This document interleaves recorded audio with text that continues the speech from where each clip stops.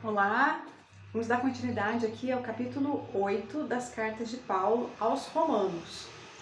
Penso com efeito que os sofrimentos do tempo presente não têm proporção com a glória que deverá revelar-se em nós. As mensagens de Paulo, além de elas serem muito profundas, porque ele tinha muito conhecimento, né, das leis, das Sagradas Escrituras, judaicas, né? Ele tinha muito conhecimento de filosofia greco-romana. Então, além dele ir muito profundo, né, de ser um espírito muito intenso, que viveu coisas muito fortes, né? E que fez uma profunda transformação de si mesmo, mas muito profunda mesmo, né? Daquela assim, poucas pessoas encarnadas fizeram, né, uma transformação tão grande como ele. Então, além dessas profundidades que ele traz também uma mensagem com bastante esperança, né? Então ele diz, que os sofrimentos do tempo presente não vai ter proporção com a glória que vai se revelar para nós. Então essa dor, esse sofrimento, essa dificuldade que a gente está vivendo não vai chegar perto, né, daquilo que a gente vai viver depois. Pois a criação em expectativa anseia pela revelação dos filhos de Deus. De fato, a criação foi submetida à vaidade, não por seu querer, mas por vontade daquele que a submeteu, na esperança de ela também ser libertada da escravidão da corrupção, para entrar na liberdade da glória dos filhos de Deus.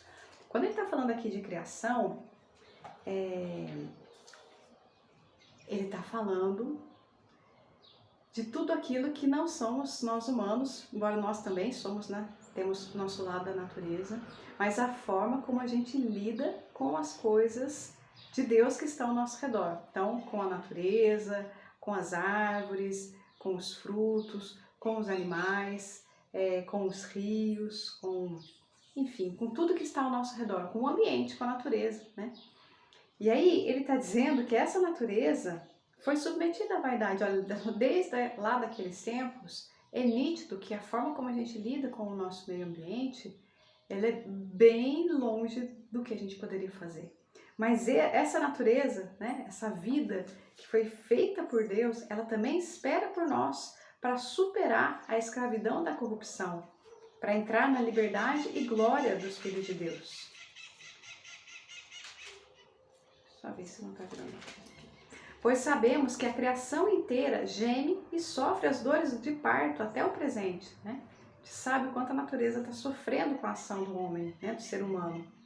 E não somente ela, mas também nós. Porque sempre que a gente faz mal para qualquer pessoa, para qualquer ser, a gente joga um papel na rua, a gente está fazendo mal para a gente mesmo, não tem como, né? Conforme a gente vai desenvolvendo o alto amor, a gente ama o que está ao nosso redor também. Pessoas, plantas, coisas.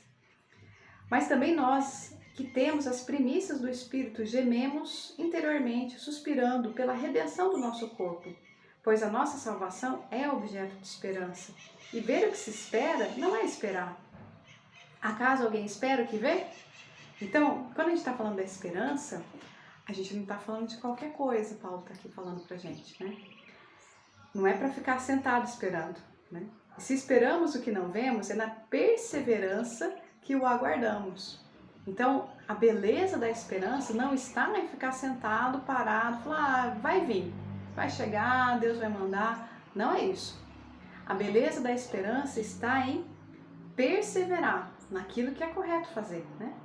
Aquilo que a consciência nossa está dizendo que é o melhor caminho. Assim também o Espírito socorre a nossa fraqueza, pois não sabemos o que pedir como convém. Muitas vezes a nossa oração ela é bem infantil, né? Que, como infantil, quero dizer, do lado sombrio da criança, que muitas vezes não tem a percepção dos acontecimentos de forma mais ampla, né? E pede uma coisa muito pontual, e que naquele momento pode ser impossível, pode ser até prejudicial para ela. Mas o próprio Espírito intercede por nós com gemidos inefáveis, né? Então, a gente tem na espiritualidade justamente o amparo daquilo que a gente muitas vezes ainda não consegue perceber que é o melhor, né, para nós e para o nosso entorno. E aquele que perscruta os corações sabe qual é o desejo do Espírito de Deus, pois é segundo Deus que ele intercede pelos santos. Então, Mesmo que a gente ainda tenha uma relação muito pequena em relação às nossas próprias necessidades, né? Mesmo que a gente ainda tenha muita inconsciência do nosso desejo e necessidade de evolução, o nosso espírito tem essa clareza. E os espíritos, né? Os espíritos de Deus que vêm nos ajudar também têm. Então a gente pode confiar que mesmo quando a gente está na dúvida, ou mesmo quando a gente não sabe o que é o melhor naquele momento, a espiritualidade amiga sabe, né? E é ela que vem trabalhando de forma profundamente discreta na nossa vida. Então a gente pode se entregar a ela. Mas a gente continua semana que vem. Obrigada.